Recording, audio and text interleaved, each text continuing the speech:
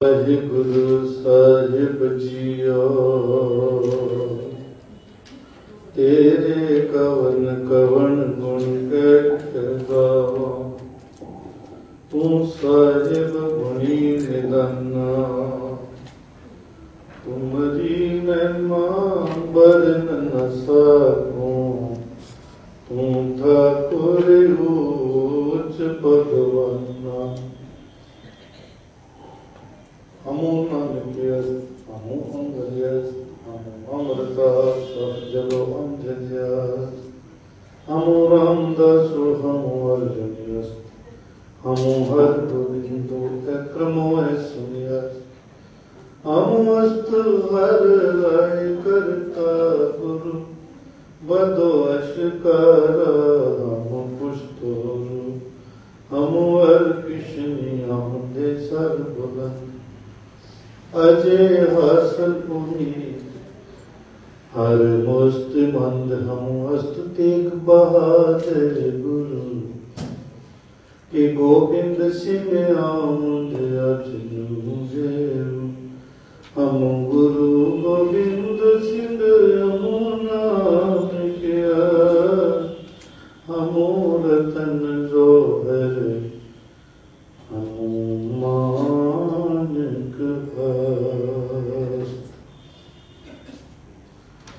अमृत पानी मीठी तार जिन पीती तिस मोख द्वार।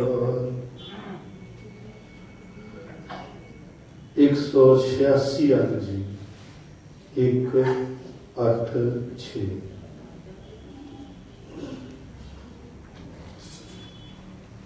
186 अंक 1, 8, 6 गुरु पातशाह कृपा कर रहे हैं। 34 नंबर शब्द अज की लड़ी का सैर साडी झोली च पा रहे हैं। इस शब्द के अंदर दर्शन करते हैं। 4 पदियां का यह शब्द है ते मोटे मोटे 4 गुण दसे ने गुरु पातशाह जेड़े एक भगत च होंदे ते जेड़े एक भगत च होने चाहिए। जेड़ा भगत हुंदा है उहदे अंदर यह 4 क्वालिटीज होंदियां पहला तो दस्सिया ते जेड़ा भगत बनना चाहे वो भी अपने अंदर ये 4 क्वालिटीज रख लवे भगत हो जाए तो फिर ध्यान हो भगत रविदास जी बड़ी प्यारी गल कहते दुनिया के अंदर जिहड़े उत्तम पुरुष मन्ने जाते हैं एक मन्निया जाता है पंडित पंडित मने विद्वान दूसरा मन्निया जाता है सूरमा सूरा जो देश को लड़ता है बरद है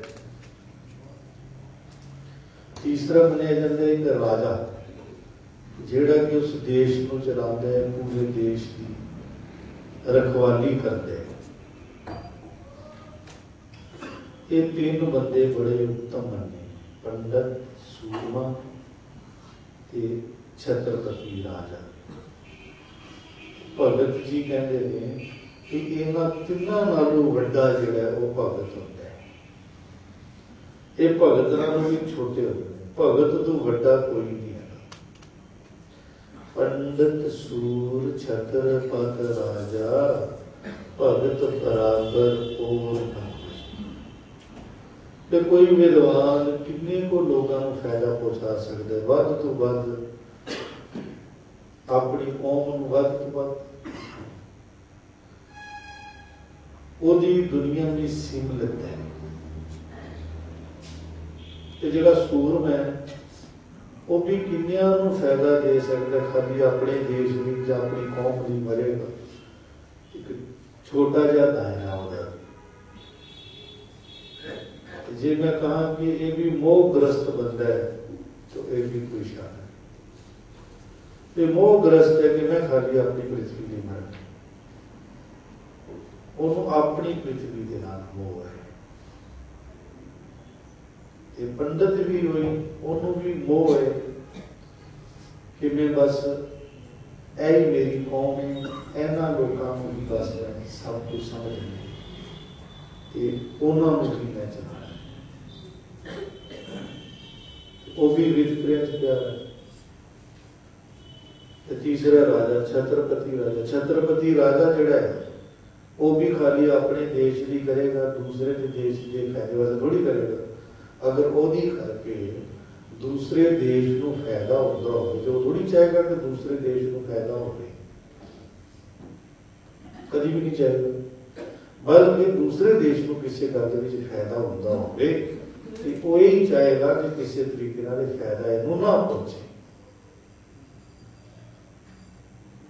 तो इन्हों ही आम तौर पर बड़ा मनिया जाता। पर भगत जी का एक्सपीरियंस है, कहते ने पंडित सूर छत्रपत राजा, भगत बराबर और न कोई। भगत जिहड़ा होंदा है ओदी गल देखो, ओदा दायरा सीमित नहीं होता, वो एक कौम तक सीमित नहीं होता, एक देश तक भी सीमित होता, ओदा दायरा बहुत बड़ा होता है। ओदा कोई देश नहीं होता, क्योंकि सारा संसार ही ओदा देश होता है। ओनू सारियां च वाहिगुरू दिखते, वो हद्दां पार करता है, जिहड़ियां हद्दां बनाईयां ने ना नेता लोगों ने अपने मतलब नहीं, ये सारियां हद्दां नूं तोड़दा हो। सारे च रब दिखता है तो गल एक दी ही करता है, सारे रब नाल जुड़े, रब नाल जुड़न लई ही वो आप भगती करता है। उस भगती विचों दूसरिਆਂ ਨੂੰ भी वो वंडदा है तां जो दूसरे भी भगती ते सुखी जीवन भगत का ही होता है। दास ने गल इस वास्ते की है क्योंकि शब्द के अंदर प्रभु प्यारे का दर्शन करवाया है कि प्रभु प्यारा जिहड़ा हुंदा है उसदियां चार खूबियां होंदियां ने ते नाल ही एक एक खूबी दसी है ते खूबी तो बाद उसका लाभ दसिया कि की लाभ होता है। अगर एक खूबी आ जाए किसी अंदर तो उसका बेनिफिट अंदर की होता है, दूसरी आ जाए उसका की होता है, तीसरी आ जाए, चार खूबी दसी। तो नाल दसिया भी है खूबियां भगत अंदर होंदियां ने ते नाल उन्हां खूबियां दा लाभ दसिया शब्द च। उन्हें चार गुण पढ़ते हैं ते मेन जिहड़ा गुण कह लो, गुण ना को एक हालत, एक पोजीशन जिहड़ी बनती है वो मेन रहाओ च दसी। चार गुण दसे भी है, चार गुण होने ते जिहड़ी पोजीशन बनती है, हालत बनती है, वो रहाओ च बयान की है। और पहले उससे पढ़ते हैं रहाओ, फिर उसका खुलासा पूरे शब्द च होएगा। सहज आनंद हर साधु माने, सहज आडोल, आडोलता, डोलन तू रह, पानी सहज है ना, जो डोल जाता सहज कितने होगा, जो डोलता नहीं है ये पहला गुण है भगत का कि वो सहज है उसके अंदर। दूसरे आनंद, हर वेले आनंद, हर वेले खुशी। हर साधु हरि का जिहड़ा साधु है, रब का जिहड़ा साधु है, माही रब दे साधु माही बने ਉਹਦੇ ਵਿੱਚ ਉਹਦੇ अंदर ये वो वचन है कि ਜਿਹੜੇ ਉਹਦੇ ਸਾਧੂ ਨੇ, ਜਿਹੜੇ ਉਹਦੇ ਪਿਆਰੇ ਨੇ, ਉਹਨਾਂ ਦੇ ਅੰਦਰ ਆਨੰਦ ਹੁੰਦੇ, ਸਹਿਜ ਹੁੰਦੇ, ਹਰ ਵੇਲੇ ਟਿਕਾਓ ਹੁੰਦੇ ਨੇ, ਹਰ ਵੇਲੇ ਟਿਕਾਓ ਔਰ ਹਰ ਵੇਲੇ ਮੌਜ ਵਿੱਚ ਹੁੰਦੇ ਨੇ, ਆਨੰਦ ਵਿੱਚ ਹੁੰਦੇ ਨੇ। ਤੁਸੀਂ ਕਦੀ ਨੋਟ ਕੀਤਾ ਹੋਵੇਗਾ कदी कदाई हर एक बंदे को चोट बजती है, चिंगारियां उठदियां ने, वो मां आता है, तरंग उठते हैं, रस आता है। कई बारी संगत चाहता है ਉਹਦੀਆਂ ਅੱਖਾਂ 'ਚ ਉਹਨੂੰ ਸੁਆਦ ਆਵੇਗਾ। ਕਈ ਵਾਰੀ ਕੋਈ ਸੱਚ ਦੀ ਗੱਲ ਸੁਣ ਕੇ ਕੋਈ ਐਸਾ ਸੀਨ ਕ੍ਰੀਏਟ ਹੋ ਰਿਹਾ, ਉਹ ਦੇਖ ਕੇ ਰੂਮ ਤੇ ਖੜੇ ਹੋ ਜਾਂਦੇ ਨੇ, ਬਦਨ ਦੇ ਜਾਂਦੇ ਨੇ। ਕਈ ਵਾਰੀ ਸੰਗਤ ਦੇ ਅੰਦਰ ਵੜਦੇ ਹੀ ਰਸ ਸ਼ੁਰੂ ਹੋ ਜਾਂਦਾ ਹੈ। ਤੇ ਕਿਸੇ ਅੰਦਰ ਕਦੀ ਕਦੀ ਹੁੰਦਾ ਹੈ, ਪੂਰੀ ਸੰਗਤ 'ਚ ਕਦੀ ਕਦਾਈ ਕੋਈ ਉਹਨੂੰ ਰੱਬ ਦਾ ਪਿਆਰਾ ਮਿਲ ਜਾਏ, ਉਹਨਾਂ ਦਾ ਦਰਸ਼ਨ ਹੋ ਜਾਏ, ਉਹਨਾਂ ਦੇ ਸੰਗ ਨਾਲ ਅੰਦਰ ਦੀ ਸੁਰਤ ਜਿਹੜੀ ਉਹ ਹਿੱਲ ਜਾਏ। ਪਰ ਇਹ ਕੰਮ ਭਗਤਾਂ ਦੇ ਅੰਦਰ ਹਮੇਸ਼ਾ ਹੁੰਦਾ ਹੈ। ਇਹ ਜਿਹੜਾ ਕਦੀ ਕਦੀ ਰਸ ਮਿਲਦਾ ਹੈ, ਇਹ ਜਿਹੜਾ ਕਦੀ ਕਦੀ ਉਹ ਲਾਰਾ ਆਉਂਦਾ, ਝਟਕਾ ਆਉਂਦਾ ਹੈ, ਇਹ ਇੱਕ ਇਸ਼ਾਰਾ ਕਰ ਰਿਹਾ ਵੀ ਇਸ ਤਰ੍ਹਾਂ ਦਾ ਆਨੰਦ ਬਹੁਤਾਤ ਵਿੱਚ ਤੇਰੇ ਅੰਦਰ ਪਿਆ ਹੋਇਆ ਹੈ, ਇਹ ਤੂੰ ਇਕੱਠਾ ਕਰ, ਇਹਨੂੰ ਆਪਣੇ ਅੰਦਰ ਰੱਖਣਾ ਸਿੱਖ, ਉਸੇ ਨੂੰ ਆਨੰਦ ਕਹਿੰਦੇ। ਪਰ ਉਹ ਹਰ ਵੇਲੇ ਇਕੱਠਾ ਹੋ ਸਕੇ ਅੰਦਰ, ਕਦੀ ਕਦਾਈ ਤਾਂ ਸਾਰਿਆਂ ਦੇ ਅੰਦਰ ਹੁੰਦਾ ਹੈ।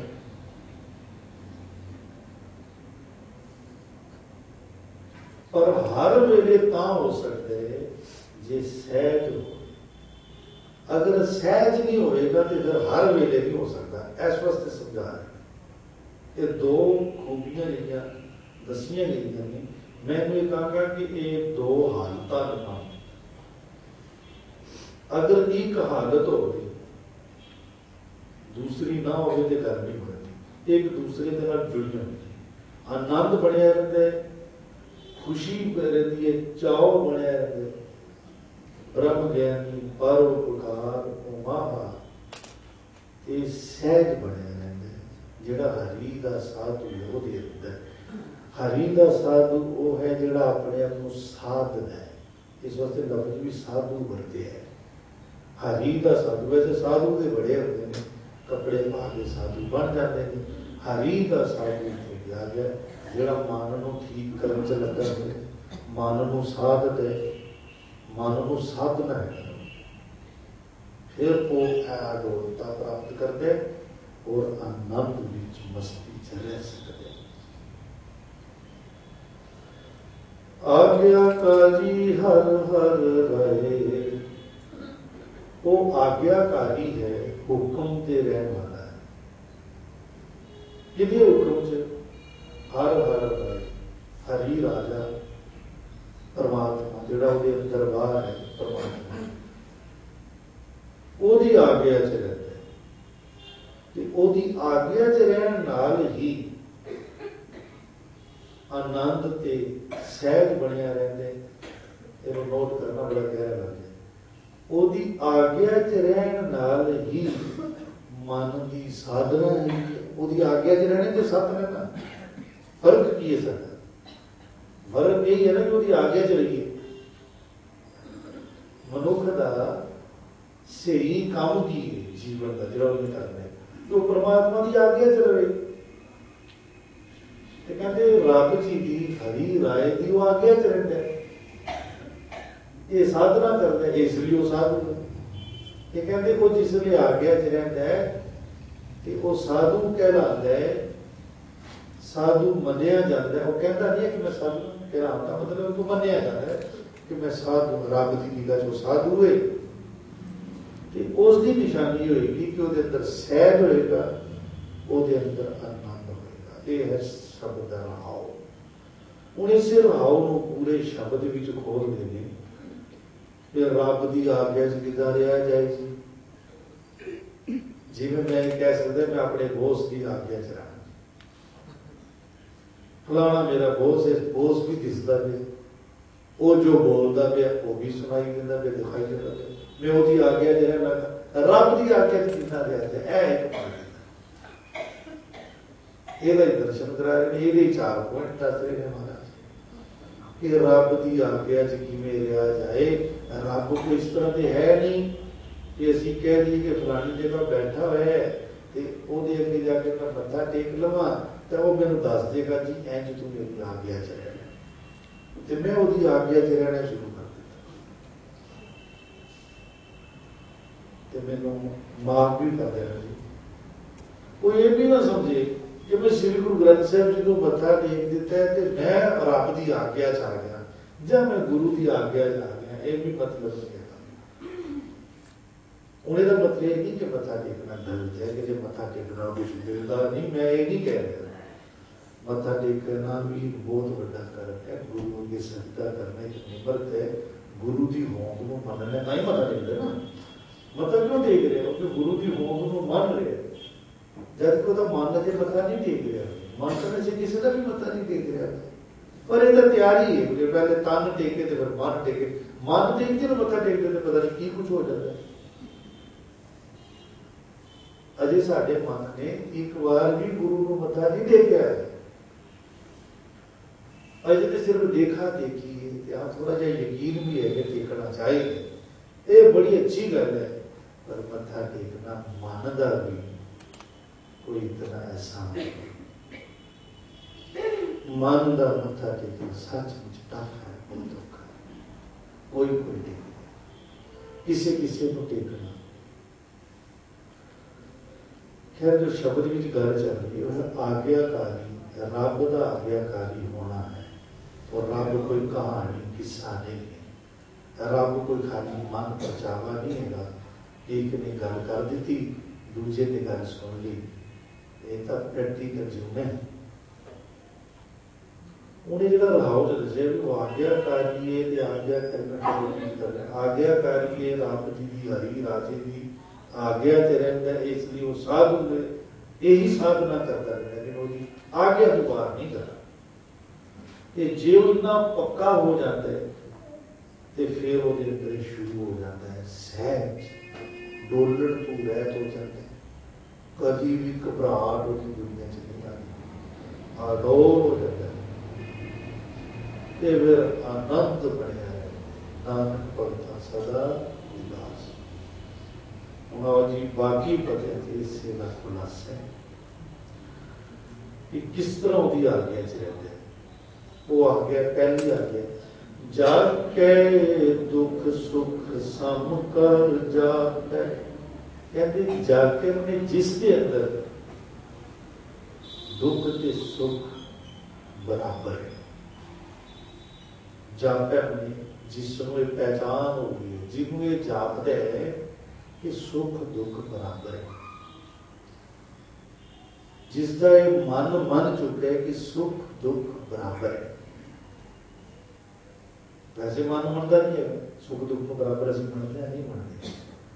और ध्यान रखना, जितना नुकसान सुख देते उतना ही दुख देते, जितना दुख देते उतना ही सुख देते। ये बैलेंस को बिगाड़ देते, दोवें बैलेंस को बिगाड़ देते।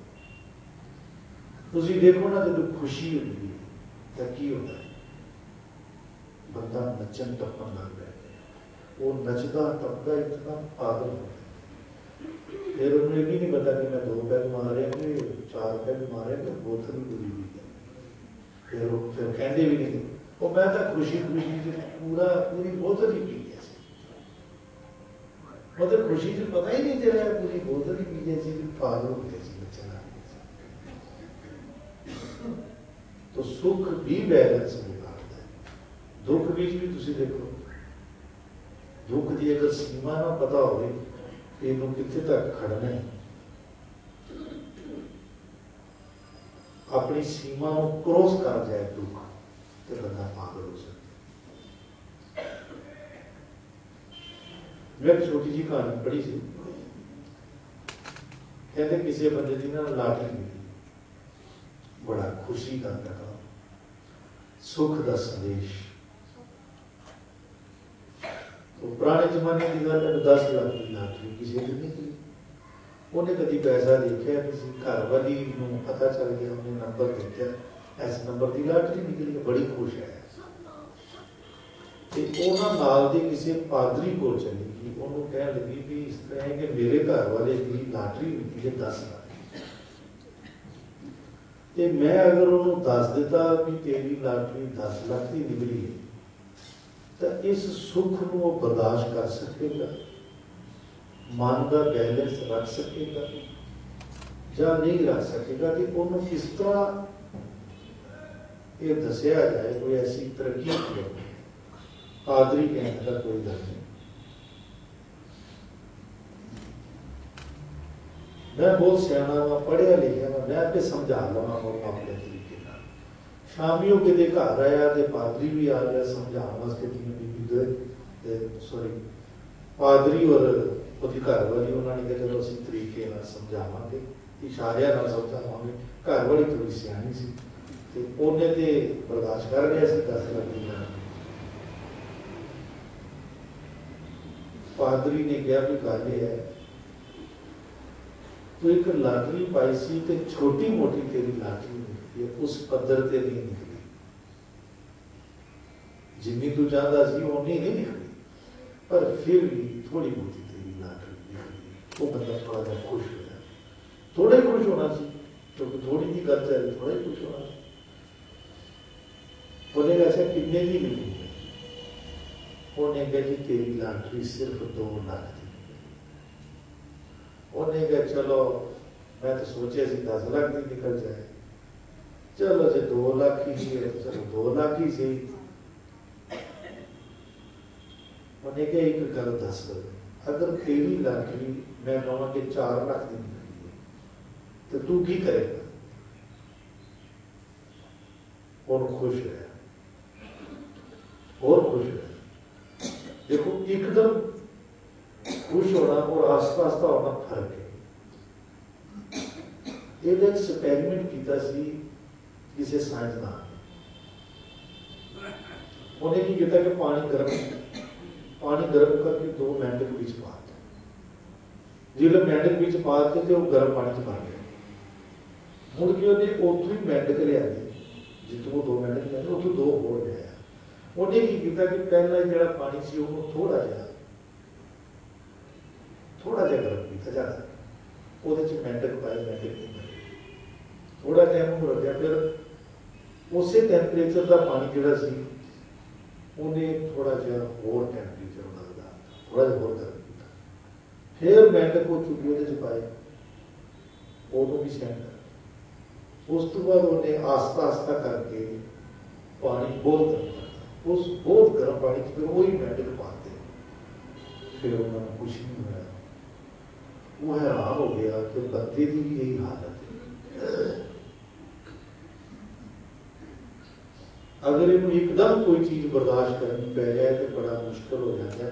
तो वैसे बंदे की आदत हो गई है कि ये इनिया चोटा पीना, मन पक्का हो गया खा खा के ना, ढीठ हो गया, दुखा की चोट खा खा के ढीठ हो गया है। रिपोर्टिंग होगी अपने मोबाइल से बंद करके संगत जाना चाहिए। वैसे आरिफ करते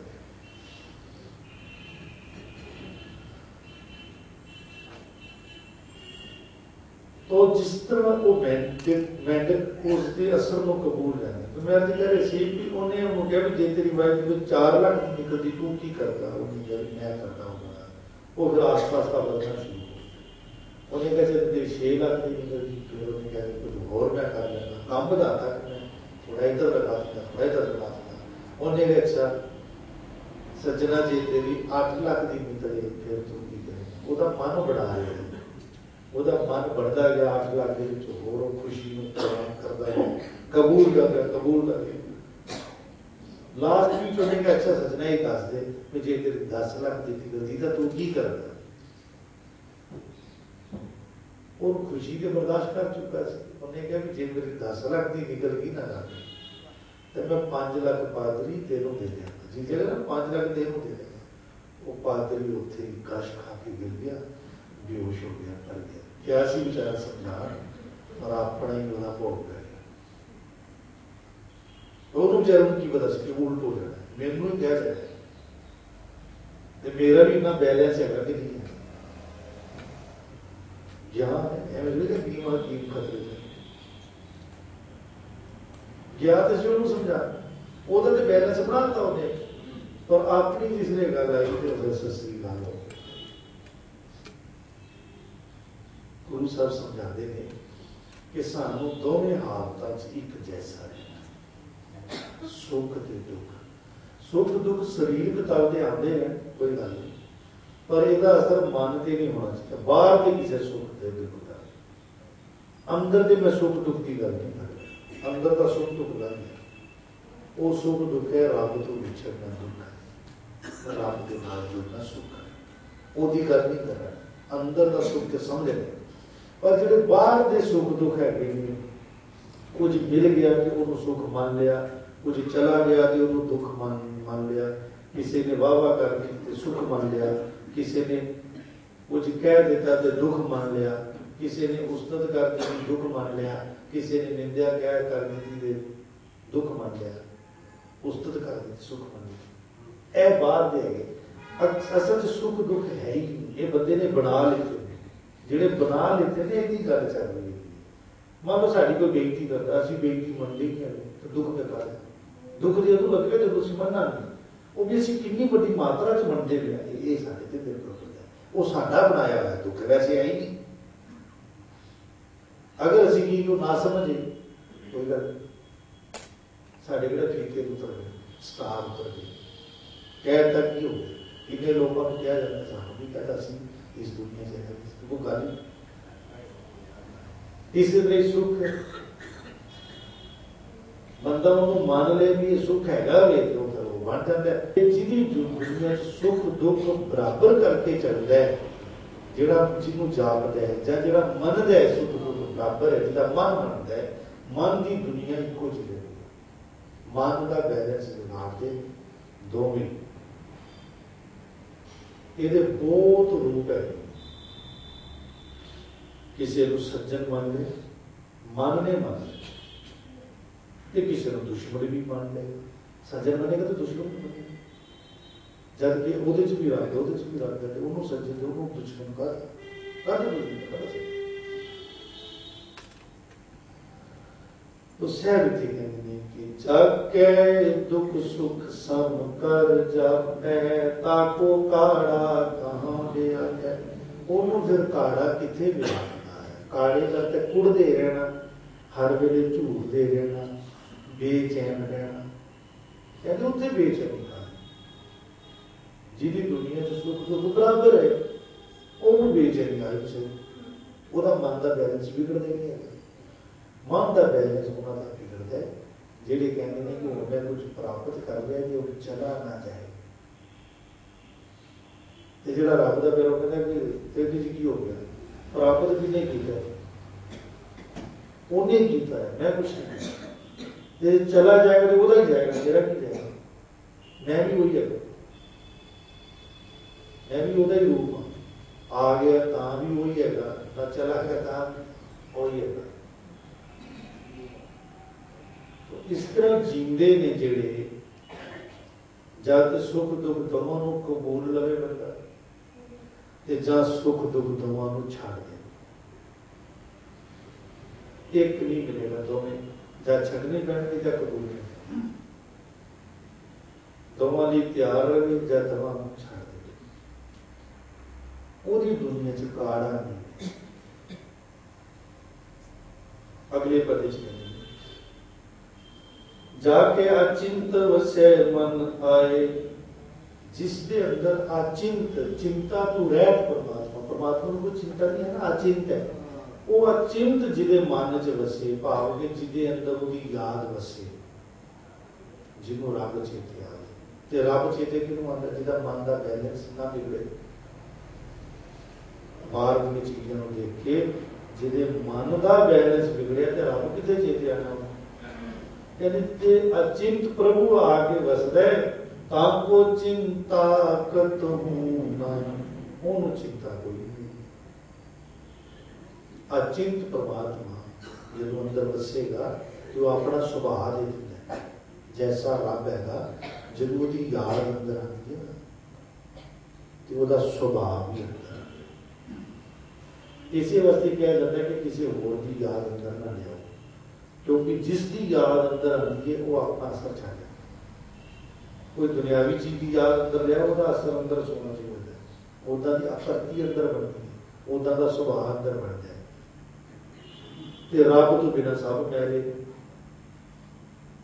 शुद्ध ते रब ही, रब अंदर आ जाए, चेते च आ जाए, तो उसके सारे गुण अंदर आ जाए, वो जिदा का हैगा उस तरह का फिर वो भी हो जाता है। इतने कह रहे हैं कि चिंता तू रह, परमात्मा की याद वस जाए मन च, ते फिर उसमें चिंता कोई नहीं रहती, जिन्हें वस जाए। जाके बिन से ओ मन ते परमा, जिदे अंदरों बिनस गया, मिट गया मन का भरम। मन का भरम ये क्या है? मन का भरम की होता है? मन का भरम होता है कि जो मन ने बनाया हुआ है, नहीं मन ने बनाया, उन्होंने मन का भरम कहते हैं। जिदे मन चों निकल गया मन का भरम, भरम की गल सिखाऊंगी।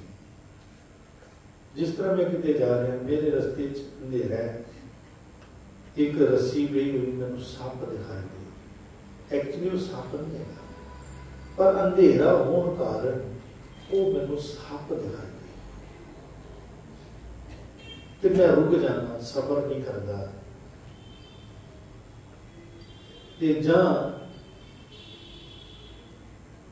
रस्सी सप दिखती है, ते जा अंधेरे विच सप पिया होया रस्सी दिखता है, होर भी काम खतरनाक है। रस्सी सप दिखती है तो ये भी खतरनाक काम है। टाइम खराब होगा, बंदा खड़ा हो जाएगा, सप है, तो जिन्हें चांद होगा सवेरे तो उन्होंने पता चलेगा कि रस्सी हैगी सी, मैं एवं इतना टाइम खराब किया। जे किते अंधेरे दे विच सप पिया होवे बज गए, तो सप दिखे रस्सी, तो फिर की बनेगा बंदा? फिर तो बंदा मर जाएगा, वो डक देगा, सब वो चला जाएगा, उन्हें डक देगा। भरम दोए पासे खतरनाक होते, इस वास्ते भरम नहीं होना चाहिए। भरम कितना मिटता है? भरम मिटता है दो चीज़ां, एक तो ज्ञान नाल मिटता है, पर मेरा ज्ञान होने नाल भी नहीं मिलता है। अगर सिर्फ ज्ञान नाल ही भरम मिटता होता तो फिर जिन्ने लोग पढ़े लिखे उन्होंने भरम खत्म हो जाना चाहिए। बड़े बड़े धार्मिक ग्रंथ व्याख्या करने वाले वो भी भरम चाहिए, उन्होंने भरम भी मिट जाना चाहिए। पर खाली ज्ञान नाल नहीं मिलता, नाम नाल चाहिए। नाम के नाम नूं किवें जपना है, उसका ज्ञान, फिर भरम नहीं मिलता। कबीर साहब कहते हैं, हमरा भरम गया हो भागा, जब राम नाम चित लगा। जदों प्रभु के राम नाम के नाल चित लग गया, मन लग गया, अब मेरे भरम खत्म हो गए, डोर्स क्लियर हो गए। तदों तक बंदा भरम जी भरम अनेक है, और जितने भी काम किए जाने ने बंदियां नूं भरम च पा के कीते जाने सारे। कोई भी बंदा आज की डेट च समान बेच रहे, दुकान कर रहे, वो दूसरे को भरम ही पा रहे ना। भरम पा के भुलेखा पा के भी ऐसा है, वो झूठी तरीक करे, बंदा देख के जाने तुरी करे, उन्होंने ज्ञान नहीं है। इस वजह ज्ञान होगा तो भरम च नहीं आएगा। पर ज्ञान जिहड़ा है वो कल्ला ज्ञान ही नहीं काम करता, नाल नाम चाहिए। नाम दे नाल वाक मिलती है, नाम दे नाल जब वाक मिलती है तो नाम दे नाल फिर ज्ञान काम करता है, फिर भरम भी तेरे, फिर भरम नहीं। कहते जिहदी दुनिया च भरम ना हो, ताके कशु नानी दर जमा, ਉਹਨੂੰ ਜੰਮ ਦਾ ਕੋਈ ਡਰ ਨਹੀਂ ਹੁੰਦਾ। ਜੰਮ ਦਾ ਡਰ ਉਹਨੂੰ ਹੈ ਜਿਹਦੀ ਦੁਨੀਆ ਦੇ ਅੰਦਰ ਜੀਂਦਿਆਂ ਜੀ ਭਰਮ ਨਹੀਂ ਮਿਟਾ ਪਾਇਆ, ਵਹਿਮੀ ਹੈ, ਭਰਮ ਵਾਲਾ ਹੈ। ਭਰਮ ਦਾ ਮਤਲਬ ਹੁੰਦਾ ਹੈ ਕਿ ਜੋ ਦਿਖਦਾ ਹੈ ਉਹ ਹੈ ਨਹੀਂ, ਜੋ ਹੈਗਾ ਉਹ ਮੈਨੂੰ ਦਿਖਦਾ ਨਹੀਂ। ਹੁਣ ਇੱਕ ਛੋਟੀ ਜਿਹੀ ਗੱਲ ਸਮਝ ਲੈ, मान लो कि जो असी देखते पे हाँ ये सब रब है, पर सानू रब तो नहीं ना दिख रहा। मैं तुहानू देख रहा पर तुहाडे च रब कित्थे, वो दिखदा नहीं। मैनू तो दिख रहे कि तुम बैठे हो, थोड़े कपड़े दिख रहे हैं, फलाने ने भगवत फलाने ने बनी फलानी कीर्तन धरनी फलाना इदा है। रब किसे दिख एक्चुअली जो मैनू दिख रहा है कि वो है वो नहीं, तो मैनू की दिख रहा है? झूठ दिख रहा है, झूठ। जिसलिए मैनू रब दिखन लग पेगा तो उसलिए क्लीयर हो गया भी ए असली गल, असली चीज है चीज है मैनू दिखी नहीं करी। इस वास्ते सारी दुनिया भरम चाहिए। कई बार बंदे ने भुलेखा दिता कि शायद मैनू कोई भरम नहीं है, बंदा कह सकता मैनू तो कोई भरम नहीं है, पर ध्यान रखना जब तक रब नहीं दिखता तो सब भरम ही भरम है। पानी दिख रहा है, पानी चो जोत निकली दिख रही है, अग दिखती है, अग चो जोत दिख रही है। हवा रोज लै रहा, हवा चो जोत दिख रही है। सूरज भी जो दिखता पे भी है, धरती जो है दिखता पे। जब से पढ़ते हैं वन तृण कैत, वन जंगल तृण घास फूस, वो भी तेरा नाम लै रहे हैं, घास फूस तो दिखता पे, पर घास फूस नाम लैंदा पे वाहिगुरू का, वो नाम लैंदा दिखता पे। हवा गीत गा रही है, रोज पढ़ते हैं सोदर दे विच जपजी साहब जी 2 बारी पढ़ते हैं। पवन गावन तो पवन पानी दर्शन पर गावे वाला तरफ पवन पानी तेन गा रहे, पवन पानी बोलते गिलास भर के पानी साढ़े सामने आता है, वो कितने आवाज आती है वो वाहिगुरू वाहिगुरू कर दिया या नाम रब कर दिया, जाओ नाम ले रहे कितने दिखाई देता नहीं देता। इस वास्ते सब भरम चाहिए। जे ये दिखाई नहीं देता तो जो कुछ भी असं कर रहे हैं ध्यान, जिस दिन दिखता है जिसनों दिखता है ये बस उसे भी दिखता है कि ये महिमा भी अपरापार है। वो जिसनों दिखता है वो तारदार हो जाए। एनी बड़ी गल है भरम मिटन दी। कहते हैं फिर उन्होंने जम का डर करना, ਉਹਦੀ ਦੁਨੀਆ 'ਚ ਜਾਣ ਦਾ ਡਰ ਵੀ ਖਤਮ ਹੋ ਜਾਂਦਾ। ਜਾ ਕੇ ਬਿਨ ਸਿਓ ਮਨ ਤੇ ਭਰਮਾ, ਤਾਕੇ ਕਛੂ ਨਾਹੀ ਡਰ ਜਮਾ। ਉਹਨੂੰ ਕੋਈ ਕੁਛ ਜਮ ਦਾ ਡਰ ਨਹੀਂ। ਜਮ ਦਾ ਡਰ ਤਾਂ ਮੌਤ ਦਾ ਡਰ ਨਹੀਂ, ਮਰਨ ਦਾ ਵੀ ਉਹਨੂੰ ਡਰ ਨਹੀਂ ਹੁੰਦਾ, ਕਿਉਂਕਿ ਰੱਬ ਦੀ ਗੋਦ 'ਚ ਹੁੰਦਾ। ਲਾਸਟ ਵਿੱਚ जाके हीरते दियो गुरनामा, ओ नानक ताके सगल निदाना। जिन्हां दे हिरदे च गुरु द्वारा नाम दे दिता है, वो गुर बारे नूं सियारी, गुरु दे थ्रू जिन्हां नूं नाम मिलदा है, जिन्हां दे हिरदे च नाम गुरु दे दिंदा है। नाम गुरु श्री गुरु ग्रंथ साहब किस तरह नाम देते हैं? श्री गुरु ग्रंथ साहब साढ़े गुरु ने ना कितना नाम देते हैं। श्री गुरु ग्रंथ साहब जी नाम 5 प्यारियां दे रहे हैं। गुरु की जी शरीर की जिम्मेवारी है वो 5 प्यारे की माने, अल्लाह नहीं कर सकते। क्या करो 5 प्यारे इकट्ठे, 5 सिंह इकट्ठे करो तो वो फिर 5 सिंह नहीं होते। जो इकट्ठे हो जाते फिर सिंह नहीं होते, फिर क्या होते हैं प्यारे। कल्ले हो तो फिर सिंह है, जो इकट्ठे हो जाते हैं फिर वो बन जाते गुरु के प्यारे। उन्होंने जो 5 गुरु बनते ने 5 प्यारे गुरु के प्यारे, तो वो गुरु की शरीर की जिम्मेवारी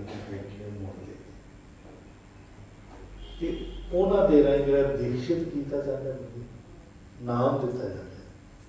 वो नाम जो हिरदे च कोई पसंद है तो फिर उन्होंने की मिलता है, कहते सारे खजाने उसको मिल जाते, वो दुनिया के सारे खजाने आ जाते। प्रभु के नाम नाल सारे खजाने आ जाते हैं। प्रभु के नाम नाल उन्होंने सब पता चल जाता है कितने की प्यार है। पर फिर उन्होंने प्रभु का नाम ही बड़ा है, फिर इन्होंने खजाने जो करना की भाई कोई इतना बड़े बड़े रखे हुए खजाने के कहीं रखे हुए, पता नहीं कितने सोना लिया कितने चांदी गई है, ਤੁਹਾਡੇ ਲਈ कीमती मैटर सके हुए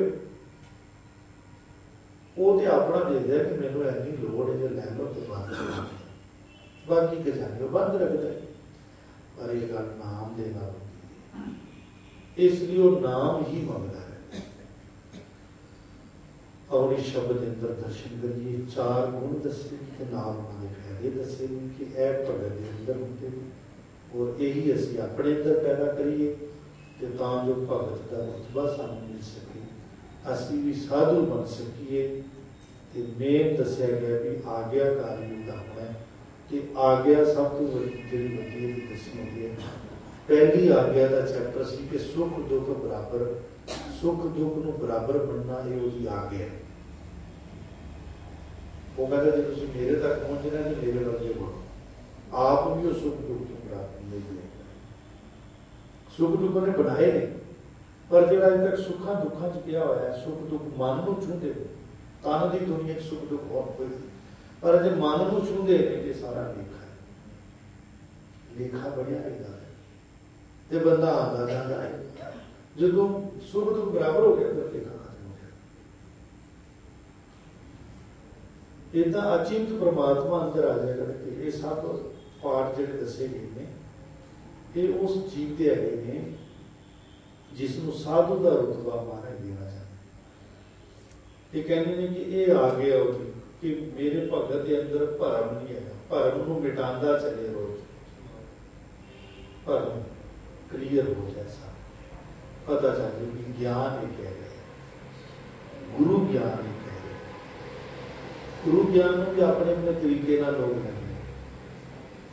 मेरा ख्याल है कि अपने अपने तरीके ना बेशक लेते हैं, पर अपने तरीके ना लें, गुरु के तरीके ना लें। क्योंकि गुरु ग्रंथ साहब जी की बाणी के लिए ये 2 नाम बड़े प्यारे दिखे गए, एक जोत एक जुगत। जोत है ज्ञान, तो जुगत की है उस ज्ञान को फॉलो करना। बस है 2 गल्लां सारी सारी सिक्खी है 2 गल्लां खड़ी, जोत जुगत। ये जोत जुगत गुरु नानक दे कोल सी, जोत भी ज्ञान भी, ये उन्होंने फॉलो करने की जुगत भी। वो जोत जुगत गुरु अंगद देव सच्चे पातशाह को दी गई, वही जोत जुगत अगे दी जो उससे का जिक्र आता बार बार सारी जगह। जोत होगा जुगत साए से काया फिर बढ़ती, काया बढ़ती और उस काया विच की सी जोत ज्ञान, ये उन्होंने फॉलो करनी। और गुरु ग्रंथ साहब जी ने ये भी किए, वही चीज है जो गुरु साहब के अंदर सी, वही है ना जोत ज्ञान। ते जोत को धारण करने की जुगत वो भी ये ही है, जो धारण किया ये जोत जुगत की सूझ समझ जी है सत संगत च आती है, डायरेक्ट भी आती है, पर डायरेक्ट भी सत्संगत ही गुरु शब्द वरतते हैं। ये गुरु शब्द सामने 2 गल्लां दी समझ आ जाए तो नेड़े पार हो सकते, किसी ने कोई भी काम कर सकते। तो ये दसिया गया है भी भरम निकल जाना चाहिए। फिर दसिया कि गुरु का दिता हुआ जो नाम है वो अंदर वास करके अंदर टिक जाए, ऐसा पूर्ण साधु का रूप दसिया गया। ये सारा कुछ की है, ये उसकी आज्ञा है, ये है उसकी आज्ञा। वैसे सारे वो हुक्म से चल रहे हैं, और हुक्म के भी 2 पहलू, एक हुक्म हुक्म जो सारे हुक्म तो सब को बाद, पर एक है उसकी रजा च रहना, ये रजा है। तो सुख दुख बराबर हो गए, नाम अंदर चले पर मिलते चले चले, अचिंत प्रभु अंदर वास करे। ये 4 और गोड़ी महला पंजवा जाके दुख सुख सब कर जाते, ताको काड़ा कहाँ ब्याते, सहज आनंद हर साधु माही, आज्ञाकारी हर हर राहो, जाके अचिंत से मन आए, ताको चिंता कतहूँ नाही, जाके बिन से मन के परमा, ताके कछु नाही दर्जमा, जाके हृदय दियो गुरनामा, ਉਹ ਨਾਨਕ ਤਾਕੇ ਸਗਲ ਨਿਧਾਨਾ। ਵਾਹਿਗੁਰੂ ਜੀ ਕਾ ਖਾਲਸਾ, ਵਾਹਿਗੁਰੂ ਜੀ